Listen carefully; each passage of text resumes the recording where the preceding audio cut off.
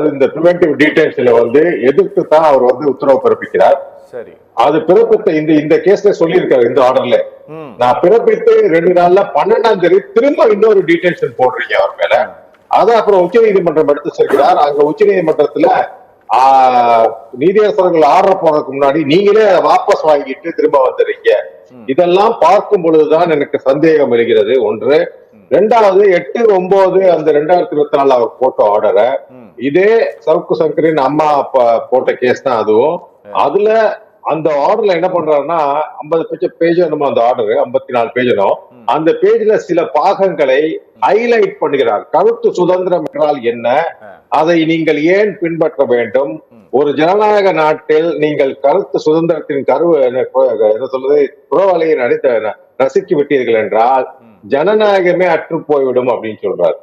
கிட்டத்தட்ட தமிழக காவல்துறைக்கும் தமிழக அரசுக்கும் அந்த தீர்ப்பின் மூலம் கிளாஸ் எடுத்தார் எஸ் எம் சுப்பிரமணியம் என்றுதான் சொல்ல வேண்டும். அதனாலதான் இந்த வாட்டி ஆர்டர் போடும் பொழுது மிக கடுமையாக அவர் வந்து சில விஷயங்களை எடுத்து வைத்தார். அந்த தொடர்ச்சி தான் இது. சோ அவருக்கு கோபம் வந்ததுக்கு காரணமே ஏற்கனவே போட்ட ஆர்டரை கூட நீங்க ஒழுங்கா படிக்காம திரும்ப திரும்ப அதே தவறுகளை செய்து வருகிறீர்கள். ஒருத்த வந்து யூடியூப்ல வீடியோ போடுறான்னா அதை பார்க்கிற ஒரு 3 பேருக்கு 3 விதமான அபிப்பிராயங்கள் இருக்கும். அந்த அவனுடைய போடுற வீடியோ சரி என்று சொல்வான்.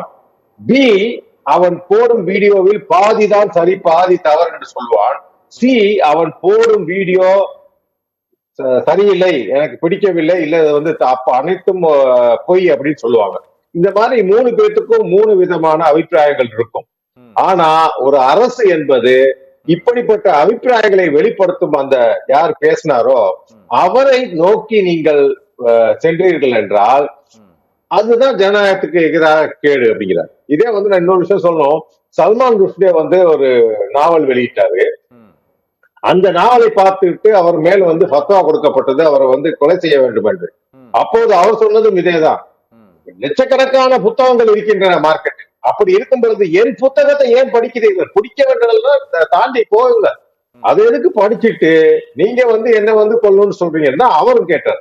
அதே தொழில் தான் இவரு சொல்றாரு. இன்றைக்கு இந்த சமூக வலைதள இந்த மாதிரி சோசியல் மீடியா இந்த அளவு இன்ஃபுளுன்ஸ் ஆகி நம்ம ஒவ்வொருவர் கையிலும் போனாக ஒரு என்ன சொல்றது போனே வந்து ஒரு டிவி சேனல் மாதிரி ஆகிவிட்டதால் பலருக்கும் பல கருத்துக்கள் இருக்கும். அவங்க ஒவ்வொன்றையும் நீ கட்டுப்படுத்த முடியாது.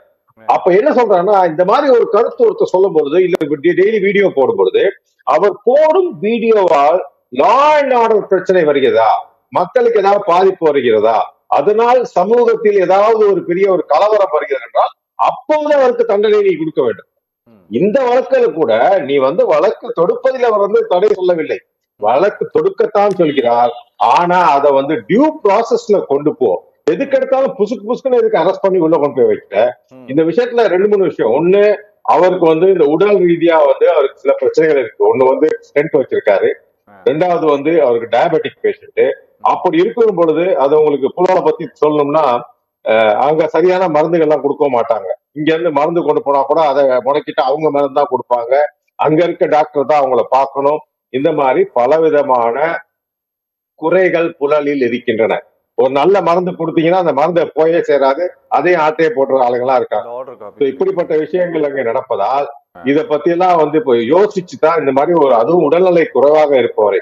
அதுல இன்னொரு விஷயம் சொல்றாரு என்னன்னா சைதாப்பேட்ல போயிட்டு ஃபர்ஸ்ட் அவரை வந்து இன்ஸ்பெக்ட் பண்றாங்க டாக்டருங்க.